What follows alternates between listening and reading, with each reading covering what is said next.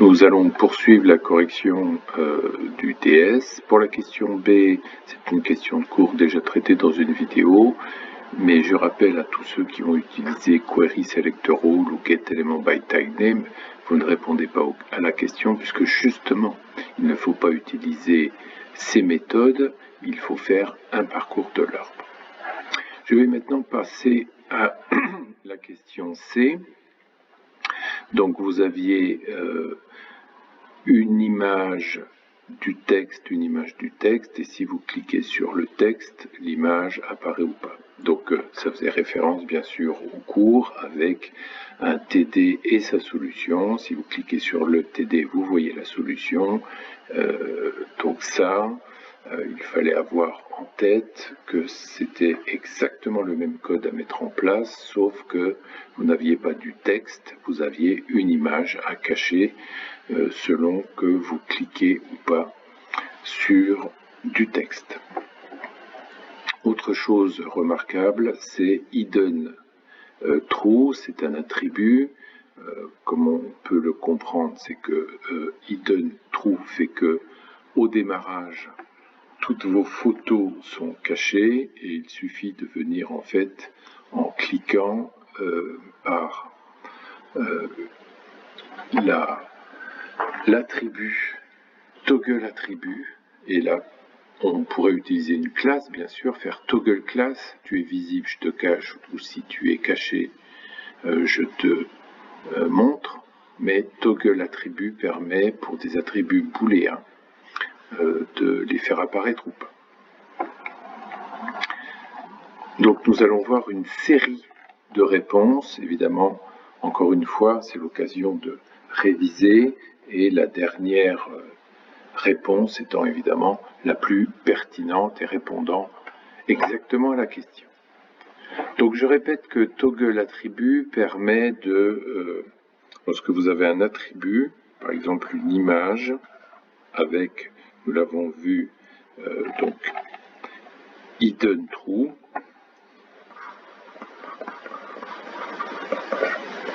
voilà. Donc toggle attribut va permettre, si vous mettez l'élément image, toggle attribut hidden, vous pourrez donc mettre faux ou true, autrement dit rendre quelque chose de visible ou pas. Les toggle attributs marchent pour des attributs qui sont booléens, c'est-à-dire vrai et faux. Un mot sur le HTML. Il est, encore une fois, essentiel dans le brouillon de faire une représentation du HTML sous forme d'arbre. Donc vous avez une section qui contient un article qui va contenir deux objets et article à un frère. Autrement dit, ici j'ai fait une correspondance de couleurs. Pour la section, c'est le parent d'article. Alors voici un article, et en autre couleur, je vous ai montré qu'on peut avoir des centaines d'articles. Donc au niveau de l'article, on voit qu'il y a deux enfants, image ici, et section ici, et que section a le texte correspondant. Donc voici la hiérarchie, et l'idée évidemment est de mettre en place des listeners capables d'inhiber, donc de rendre invisible la partie lorsque vous cliquez sur ce texte, et ceci quel que soit le nombre de photos images. Alors justement, vu qu'il y a un arbre, vous savez qu'il y a plein de façons de vous déplacer dans l'arbre, et donc nous allons voir un grand nombre. Je ne veux pas dire que le nombre serait infini, mais vous allez, en fonction du parcours de l'arbre, avoir des solutions plus ou moins efficaces. Alors la première idée, c'est pas ce que je demandais. Ici, nous allons rechercher tous les P. Voilà, tous les P, s'il y en avait d'autres, hein, bien sûr. Vous imaginez encore une autre série d'images texte. Vous récupérez tous les P, et ensuite, pour tous ces P, vous allez faire ligne 3 une boucle, et tout simplement, vous allez faire la mise en place d'un listener par P. Donc pour tous les P, ligne 4, vous mettez un listonneur qui fait que quand vous cliquez, voilà l'action que vous allez faire. Alors regardez bien la remontée. Dans la fonction, le ZIS et le P, donc ZIS est ici, voilà. Vous allez remonter aux parents, donc vous êtes à ce niveau-là, et ensuite dans le parent, vous allez faire Previous Element Sibling. Ouh là là, qu'est-ce que c'est? C'est le voisin, donc vous sautez ici, vous êtes à ce niveau-là, et Toggle attribut, c'est-à-dire s'il est caché, vous le montrez, et s'il est visible, vous le cachez. Et vous êtes en train, en fait, de cibler toutes les images. Bilan, si vous cliquez là, vous remontez, vous allez ici, et vous rendez visible ou pas cet élément. Donc voilà l'idée de la première solution qui consiste à mettre un listonneur par paragraphe. Nous allons voir une autre solution. Au lieu de cibler tous les paragraphes, on s'est amusé ici à aller chercher plutôt les articles. Autrement dit, vous êtes en train d'avoir une liste contenant tous les articles. Et ensuite, encore une fois, par une boucle, ligne 3, vous allez mettre un listonneur par article. Bilan, le ZIS, dans la fonction qui sera effectuée lorsque vous allez cliquer, le ZIS, c'est votre article. Ainsi, regardez le texte à partir du ZIS, qui est ici. Vous allez aller chercher tout simplement l'image par Query Selector. L'image est unique, donc Query Selector convient. Et tout bêtement, vous allez la rendre visible si elle n'était pas, ou invisible si elle l'était. Bilan, si vous cliquez n'importe où ici, quel que soit l'endroit où vous avez cliqué, article dit « Ah, on me clique dessus », il va chercher l'image, il la rend visible ou il la cache. Nous allons voir encore une autre solution.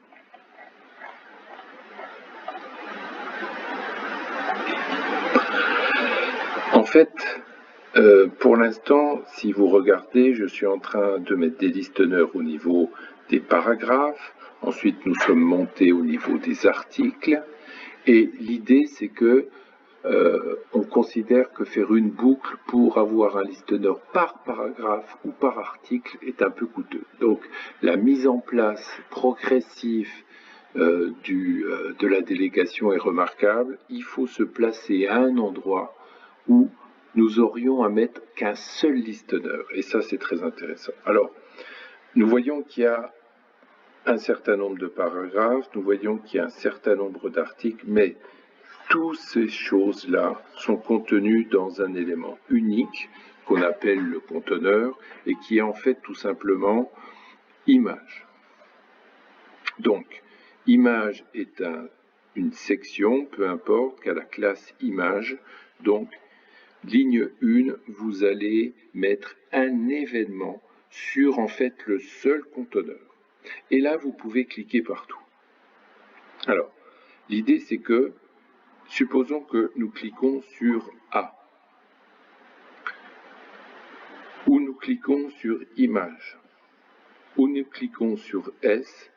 La première chose qu'on va faire, c'est que lorsque vous avez cliqué, c'est Target qui va vous donner l'endroit où vous avez cliqué, soit A, soit l'image, soit la section.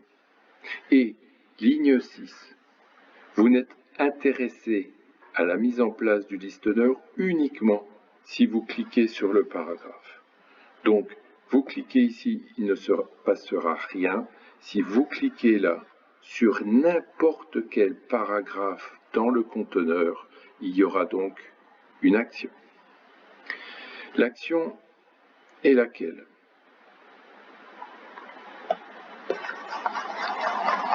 Donc pour l'instant, eTarget vous donne l'endroit où vous avez cliqué. Maintenant, nous sommes sûrs que eTarget, c'est le paragraphe, et comme précédemment, nous allons remonter à son parent, peu importe le type de balise. Nous allons aller dans Previous éléments, c'est celui-ci, et nous allons faire toggle attribut, autrement dit s'il est visible, invisible et invisible, visible. Voilà encore une solution qui est déjà beaucoup plus efficace pour sa mise en place.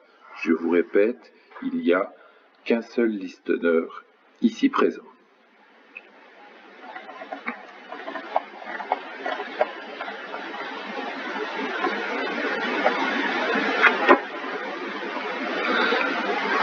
Dans la solution précédente, et nous arrêterons là les solutions, et non, j'en rajouterai peut-être encore une chose qui paraît incroyable.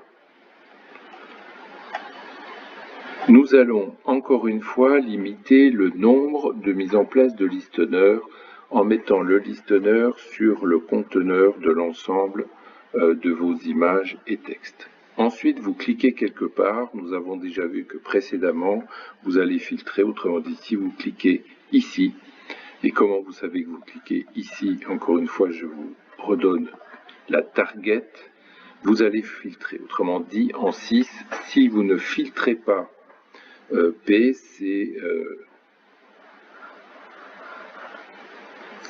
rejeté. Donc, il faut absolument que ça soit un P. Et regardez bien, on va faire l'usage de closest. Autrement dit, pour aller directement à l'image, nous allons aller rechercher dans les ancêtres un nœud qui serait un article. Le voici, et à partir de l'article, nous allons directement aller chercher par query selector l'image et la rendre visible ou invisible en fonction de l'action. Donc ici, la différence avec la méthode précédente où nous avions fait paragraphe, je vais voir ton parent, le parent me donne le suivant. Ici, nous remontons au premier article pour aller chercher l'image. Alors, toutes les histoires ont une fin et en gros, regardez ici, donc nous sommes au final de cette aventure. Donc l'idée était de mettre un listener sur le conteneur, voilà, sur cette section, et de dire tout simplement qu'on allait uniquement s'intéresser au clic sur page. Clic page, nous remontions par closest à l'article. Nous allons chercher l'image, donc voilà comment c'est en fait un jeu. Nous recherchons l'image et par toggle, nous la cachons, nous la montrons. Pourquoi cette solution est retenue en finale? En fait, c'est cette idée de closest. Autrement dit, nous pourrions mettre ici d'autres éléments. Voilà, donc imaginons que votre structure évolue. Toute structure qu'aurait dit simplement à partir du P, je vais chercher le parent et je vais chercher cette image ne marcherait plus. Là, ici, grâce à closest, quel que soit le nombre d'ancêtres, vous irez chercher l'article et vous irez chercher l'image. Et encore une fois, si nous avions fait ici des frères, grâce à query selector, si vous rajoutez ici des nœuds, peu importe, à partir de article, vous irez chercher par query selector, quel que soit le nombre de nœuds, l'image. Bien sûr, si vous transformez énormément le HTML, il faudra peut-être revenir sur le code, mais en tout cas, ce dernier code limite le nombre de listeners et tente par closest de limiter et d'anticiper des petites variations du DOM.